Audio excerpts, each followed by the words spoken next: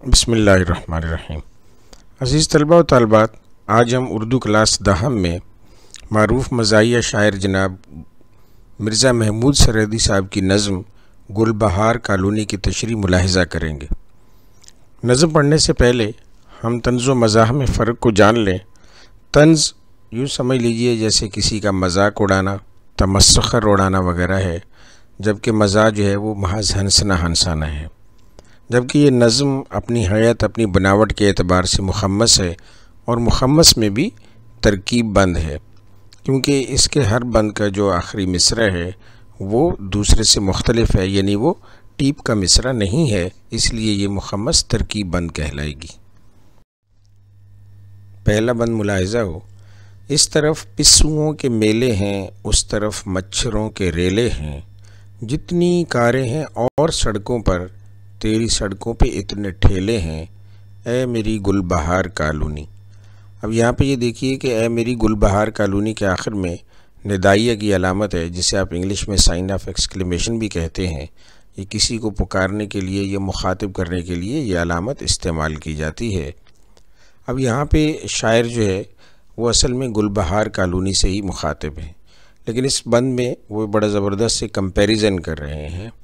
Comparison کر رہے ہیں کاروں کا اور ٹھیلوں کا۔ وہ یہ کہتے ہیں کہ بھئی دنیا کی جو سڑکیں ہیں ان میں تو کاریں دوڑتی ہیں، اور میری گل بہار کالونی کی سڑکوں پر ٹھیلے ادھر ادھر دوڑ رہے ہوتے ہیں۔ تشریح ملاحظہ ہو۔ مرزا محمود سرحدی ہمارے معاشرے کے بے باک نقاد ہیں۔ وہ معاشرتی خرابیوں کو مزاح میں ڈھال کر ان کی اصلاح کی کوشش کرتے ہیں۔ یہ نظم بھی ان کے طنز و مزاح کی عمدہ مثال ہے۔ انہوں نے اپنی کالونی پر طنزیہ مزاح پیش کیا ہے۔ ان کی کالونی کا نام گل بہار کالونی ہے۔ وہ کہتے ہیں کہ برسات کا موسم ہے، جس کی وجہ سے ہماری کالونی میں کیڑوں مکوڑوں کا ہجوم امڈ آیا ہے۔ مچھر بھی کثرت سے یہاں پائے جاتے ہیں۔ شاعر کہتے ہیں کہ آج کل کے ترقی یافتہ ممالک کی سڑکوں پر گاڑیوں کا رش ہوتا ہے، لیکن ہماری گل بہار کالونی میں طرح طرح کے ٹھیلے نظر آتے ہیں۔ دراصل شاعر نے اس نظم کے ذریعے تنقید و طنز کر کے ایک پیغام دیا ہے کہ برسات کے موسم کی وجہ سے اکثر گلیوں کوچوں میں مکھیوں، مچھروں اور کیڑوں کی کثرت ہو جاتی ہے، تو ہمیں اپنے سڑکوں کو صاف ستھرا رکھنا چاہیے اور سڑکوں کو گاڑیوں کے لیے استعمال کیا جائے، نہ کہ ٹھیلوں کے لیے۔ دوسرا بند ملاحظہ ہو۔ کوئی سمجھے کہ ابر چھایا ہے، خاک اور دھول اتنی اڑتی ہے، اور یہ معلوم ہی نہیں ہوتا یہ گلی کس طرف کو مڑتی ہے، اے میری گل بہار کالونی۔ اس کی تشریح ملاحظہ ہو کہ شاعر گل بہار کالونی کی تباہ شدہ حالت بیان کر رہے ہیں کہ یہ کالونی گرد اور مٹی سے بھری پڑی ہے۔ جب کوئی گاڑی یہاں سے گزرتی ہے تو مٹی پوری گلی میں اس طرح پھیل جاتی ہے جیسے بادل آ گئے ہوں، گویا دھندلا سا سما ہو جاتا ہے اور کچھ دکھائی نہیں دیتا۔ سمجھ نہیں آتی کہ اس گلی کا راستہ کہاں سے نکلتا ہے اور کس طرف کو یہ گلی مڑتی ہے۔ ہر طرف گرد اور مٹی کے بادل چھا جاتے ہیں، پھر کچھ نظر نہیں آتا۔ اس بند میں مرزا محمود سرحدی نے اپنے روایتی طنزیہ انداز میں گل بہار کالونی کی حالت زار کا نقشہ کھینچا ہے۔ تیسرا بند دیکھیے۔ بعض گھر رومیوں کی صورت میں، بعض گھر کاشغر کے نقشے پر، بعض گھر تو ہیں کوٹھیوں کی طرح، بعض ہیں میرے گھر کے نقشے پر، اے میری گل بہار کالونی۔ تو اس کی تشریح ملاحظہ ہو کہ شاعر کہتے ہیں کہ میری گلی میں تمام گھروں کے نقشے اور سانچے مختلف ہیں۔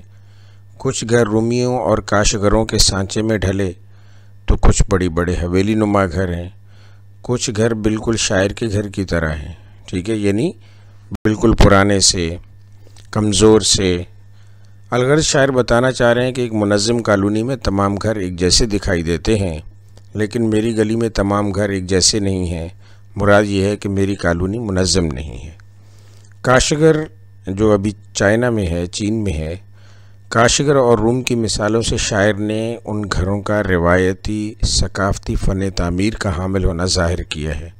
تو یہاں پر جیسا کہ وہ یہ بتا رہے ہیں کہ کوئی ترتیب نہیں ہے، کوئی بڑا گھر ہے، کوئی چھوٹا گھر ہے، کوئی ثقافتی طرز سے تعمیر کا نمونہ ہے، اور کچھ کہتا ہے کہ میری طرح سے عام غریب لوگوں کا پرانا سا گھر ہے، ٹوٹا پھوٹا سا۔ اگلا بند ملاحظہ ہو، دیکھتا ہی نہیں کبھی بالکل، دیکھتا ہی نہیں کبھی بالکل، اور کبھی تا بدیر دیکھتا ہے، اپنی تقدیر دیکھ کر اکثر تیری گلیوں کے پھیر دیکھتا ہے، اے میری گل بہار کالونی۔ اس کی تشریح دیکھیے کہ شاعر اپنی کالونی پر طنز و مزاح کرتے ہوئے کہتے ہیں کہ کبھی تو ہماری کالونی بہت صاف ستھری نظر آتی ہے اور یہاں ہر شے اجلی نظر آتی ہے، لیکن کبھی کبھار ہماری گلی کی حالت بے حد خراب ہوتی ہے، دھول مٹی کی وجہ سے کوئی دکھائی نہیں دیتا۔ یہ رد و بدل بالکل میری قسمت کی طرح ہے، جو کبھی تو بہت اچھی ہو جاتی ہے لیکن کبھی بے حد بری ہوتی ہے۔ الغرض گل بہار کالونی میں اس قدر موڑ ہیں جو بالکل شاعر کی قسمت کی طرح ہیں، جو قدم قدم پر بدلتے رہتے ہیں۔ مرزا محمود سرحدی چونکہ مشکل حالات زندگی سے دوچار رہے ہیں اور لڑکپن ہی سے غم روزگار میں الجھ کر طرح طرح کی ملازمتیں کرتے رہے ہیں کہ ان کے دن پھر جائیں اور حالات اچھے ہو جائیں، اس لیے انہوں نے اس بند میں اپنی قسمت کی کجی کا ذکر بھی کیا ہے۔ تجھ میں وہ گندا نالا بہتا ہے، مچھروں کی جو راج دہانی ہے، تیری دوری کو دیکھتا ہوں میں، تو پشاور کا کالا پانی ہے، اے میری گل بہار کالونی۔ گل بہار کالونی میں نالیاں ہیں جو بدبودار اور گند سے بھری پڑی ہیں، جس کی وجہ سے گلی مچھروں کی آماں جگہ بن چکی ہے، جہاں ہر وقت کیڑے مکوڑوں کی، مچھروں کی چہل پہل رہتی ہے، گویا وہ اس کالونی کے حاکم ہیں۔ گند کی وجہ سے نالوں کا پانی کالا ہو چکا ہے۔ دراصل بہار کالونی پشاور میں واقع ہے، اس لیے شاعر نے خاص کر یہ کہا ہے کہ گل بہار کالونی کی نالیوں کا پانی پشاور کا کالا پانی محسوس ہوتا ہے۔ اب بنیادی طور پر کالا پانی کیا ہے، یہ سمجھ لیجیے کہ ایک تلمیح کے طور پر بھی یہاں پہ آیا ہے کہ بحر ہند میں واقع جزائر انڈیمان اور وہاں قائم کیے جانے والے زندان، قید خانے یا جیل کو اس دور میں کالا پانی کہا جاتا تھا۔ 1857 کی جنگ کے بعد انگریزوں نے آزادی پسندوں کو اس جگہ قید کرنے کا سلسلہ شروع کیا ہوا تھا۔ لوٹ کر پھر وہ گھر نہیں آتا جس کا بچہ اسکول جاتا ہے، لوٹ کر پھر وہ گھر نہیں آتا جس کا بچہ اسکول جاتا ہے کسی جا مشابہت اتنی، آدمی گھر بھی بھول جاتا ہے، اے میری گل بہار کالونی۔ مرزا محمود کہتے ہیں گل بہار کالونی میں ایک جیسی بہت سی گلیاں ہیں جو بھول بھلیاں لگتی ہیں۔ بچے جب اسکول سے گھر واپس آتے ہیں تو اپنی گلی بھول جاتے ہیں کیونکہ سب گلیاں ایک جیسی دکھتی ہیں۔ اس طرح شاعر طنزیہ مزاح کرتے ہوئے کہتے ہیں کہ بچے تو چلو بھول ہی جاتے ہیں، لیکن بڑے بھی اس کالونی میں آ کر اپنی گلی بھول جاتے ہیں کیونکہ سب ایک جیسی ہیں اور ان میں بہت موڑ اور پھیر ہیں، جس کی وجہ سے آدمی اپنا گھر تلاش نہیں کر پاتا۔ شاعر نے تنقید کے ساتھ طنز و مزاح کا انداز بھی اختیار کیا ہے۔